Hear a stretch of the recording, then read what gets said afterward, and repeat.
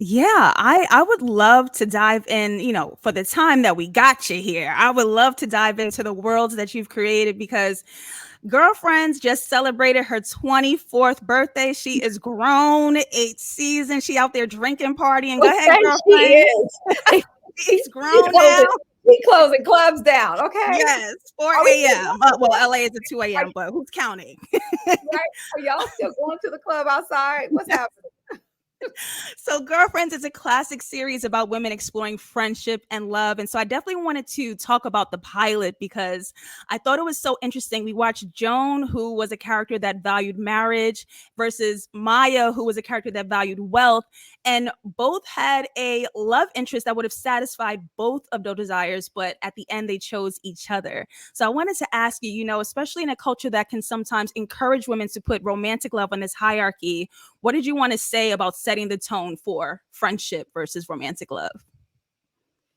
Well, I just think, we talked about this even in the writer's column. I think getting through life, you need community. And I think women have had the chosen friendships, and how we navigate these big dreams. And more specifically, they're big in nature, um, for anybody. And then what are the specific details and challenges and joys being a Black woman pursuing these larger than life dreams?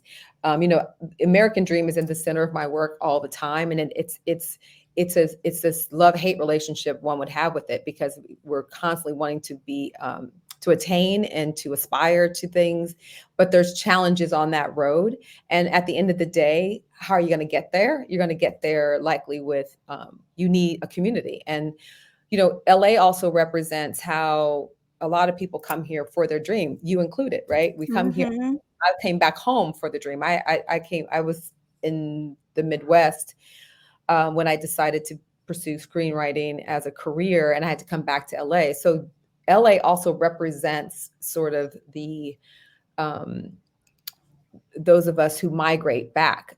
We're dreamers. And so where is that community is that's going to anchor you into a very, very challenging, career. I mean, but a very fruitful one, you know what I'm saying? Because I think even when you're broke and creating, there's a joy in it. And so that, but it can get exhausting when you're like, but I still got to pay these rent. I got to pay this rent. And then not only that, you want to enjoy that, all of the, you want to enjoy life. You don't want you don't want to just struggle through it. So I think that LA to me, I think to get through it, you're likely not to have your family here. Often people are transplants, and they've got to find that community and really sort of underline the idea of women friendships. They're Mm-hmm. not perfect. I feel like, I've heard a lot of the criticism like, oh, they're toxic. It's funny because around your generation and younger, created language for what we just dealt with, if that makes sense. Like you and I, that's just that's just a way to sort of show progress, that we are starting to reflect and examine our behaviors, and now we have this language for it, one that is inclusive of, toxicity or trauma bonds or all these sort of things. But at the end of the day, okay, do you still want friendship, you still want romance, you still want your dreams, and you're trying to figure it out together. And I just think that core group of friends was a really great way to sort of anchor a show about women who wanted it all and felt as though they just, deserved it and were willing to work for it. Yeah, and Girlfriends was so special because it really push sexual boundaries that we hadn't seen for Black women on television. In doing my research, preparing for this incredible interview for tonight, Like corporation. I saw that you said in an interview that in creating Girlfriends, at the time, Black women in media sort of had these two expressions. They were the asexual judge or the sexually liberated archetype, which we've come to know as the whore versus the Madonna. It's like that sexual structure that, encourages women to carry shame around sex. And more interestingly, in the writer's room, that the sexual jokes with men were like a hit versus the sexual jokes with women that were sort of like, okay, we got to flag a little bit. So I wanted to know what was your point of view and how women can take up more space, Black women can take up more space and demand more pleasure in sex, romance, and love. It was exactly that. I just think it was, you know what, that part of my, and thus the character's humanity was I was having sex at the age the characters were having sex. Like, and I didn't, you know, I didn't want, it's not to say that you don't have those tough moments, you know, it's like you stumble through some moments, but that isn't the overarching idea about my sexuality. My sexuality is a part of my humanity, Mm. and trying to figure it out. You know, I mean, I know Joan always had that 3-month rule, you know, as a way to sort of symbolize, you know, chastity and the an older, you know, what is considered what's the new word, demure. Demure. Cute, curtsy, demure.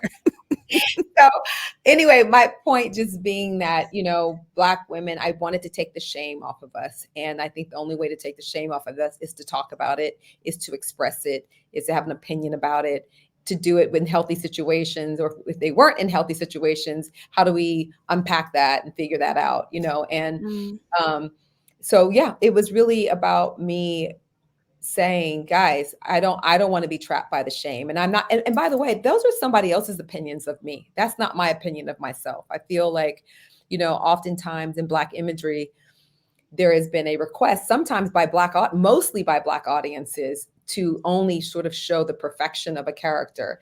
And I think, and I've said this too before, that I think positive images are just as damaging as negative images, in that they are asking me not to have the full breadth of my humanity, which Mm-hmm. is, you know, we talk about, you know, there's the light side of me and there's a shadow side. And how do I negotiate both? How do I grow and evolve from that understanding and self-awareness? And more than likely, I'm going to do it in a community which was going to give me a healthy sense of, help me get to a healthy sense of self if I'm choosing the right surroundings, right? And so Yeah. yeah, so that's pretty much it. I feel like I also wanted, I I just didn't want the other generations also to have to be so heavy about it. I mean, we were, I think for me growing up, there was a lot of trying to figure out what was appropriate, what was inappropriate, what was going to get you married, not married, you know, all of that kind of stuff. So let's talk about it.